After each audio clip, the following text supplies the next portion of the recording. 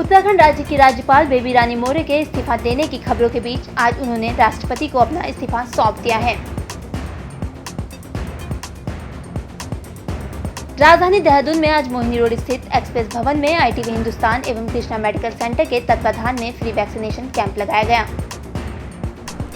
देखिए, घर घर, बस्ती बस्ती, शहर शहर हम वैक्सीन सरकार की तरफ से लेकर सब लोग पहुंच रहे हैं। सामाजिक संस्था होने के नाते समर्पण ने भी इसी ध्येय को आगे बढ़ाया और इस जिम्मेवारी को हम निभाने की कोशिश कर रहे हैं। पहले हम अर्बन PHCs पे पर वो सरकारी कार्यक्रम के तहत, और अब सरकार ने अपनी रीच और बढ़ाई है और हम लोग को इंडिपेंडेंटली कैंप्स ऑर्गेनाइज करने के लिए बोला, तो उसके तहत ये हो रहा है। और पर्पस एक ही है कि हर घर का हर व्यक्ति हम एटलीस्ट फर्स्ट डोज से कवर कर दें, ताकि जब थर्ड वेव आए तो वो हमें सेकेंड वेव जैसा भयंकर मंजर ना देखना पड़े।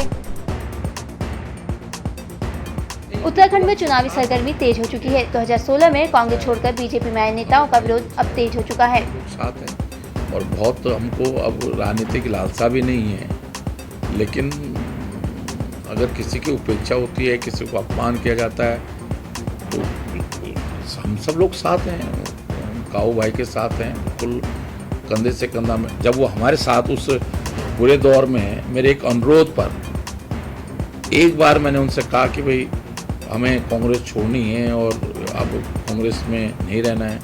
उन्होंने मेरे एक अनुरोध को स्वीकार किया। आज ये मेरी भी जिम्मेदारी बनती है कि या हमारे और साथियों की भी जिम्मेदारी बनती है, उनके साथ या किसी और के साथ भी कोई अन्याय हो, हम आपस में, हालांकि देखो हम भारतीय जनता पार्टी परिवार के सदस्य हैं। देहरादून के जिलाधिकारी डॉक्टर R राजेश कुमार ने स्मार्ट सिटी लिमिटेड की बस में सफर कर यात्रियों से बातचीत की।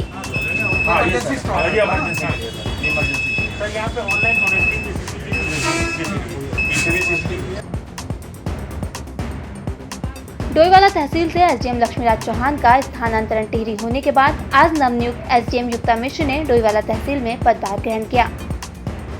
देखिए, कार्यभार ग्रहण करने के बाद मैंने अपने स्टाफ के साथ एक छोटी सी बैठक की है। यहाँ का कैसा कार्य की प्रणाली है, कितना स्टाफ हमारे पास है, किस ढंग से हम उपलब्ध स्टाफ में कार्य विभाजन करके काम कर सकते हैं, उस पर चर्चा हो रही है। तो पहली प्रमुखता तो ऑफिस के कार्य को सुचारू रखना होगा। दूसरा, जो वर्तमान में कोविड की तीसरी लहर के बारे में कहा जा रहा है, उसकी संभावना जताई जा रही है, तो उस विषय में जो भी कार्य हमारे तहसील परगने से होने हैं, उससे संबंधित कार्य करना मेरी दूसरी प्राथमिकता रहेगी। तीसरा, चूँकि हमारे यहाँ इस टाइम पे 2022 के इलेक्शन को लेके मतदाता सूची के रिवीजन का, अपडेशन का, पुनरीक्षण का कार्य शुरू हो चुका है, तो उस कार्य को भी निष्पक्ष रूप से नियमों के अनुसार कराना मेरी तीसरी प्राथमिकता होगी।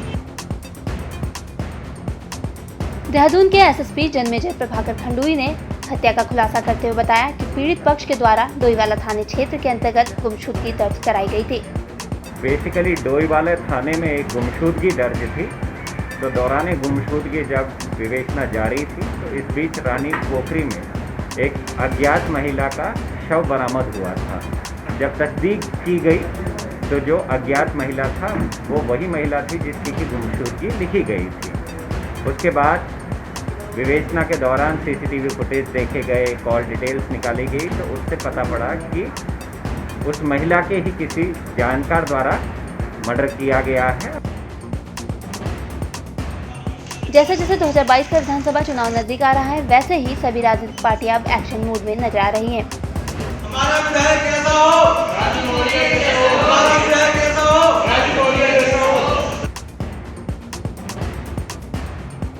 धनौल्टी विधानसभा क्षेत्र से निर्दलीय विधायक प्रीतम सिंह पंवार ने दिल्ली में बीजेपी का दामन थाम लिया है। श्री मदन कौशिक जी हम लोगों के मध्य हैं।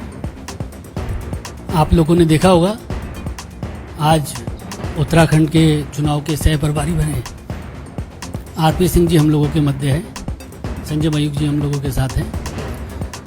आज प्रीतम सिंह जी भारतीय जनता पार्टी को, प्रीतम सिंह पंवार जी भारतीय जनता पार्टी में शामिल हो रहे हैं। बहुत ही कद्दावर नेता हैं उत्तराखंड के।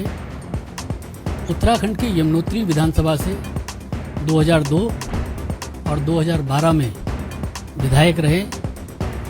2012 में जो कांग्रेस की सरकार थी वहाँ, उसमें कैबिनेट के मंत्री रहे और 2017 से टिहरी जनपद की धनौल्टी विधानसभा से सदस्य हैं। उत्तराखंड की तमाम खबरों से जुड़े रहने के लिए देखते रहिए न्यूज़ स्टूडियो।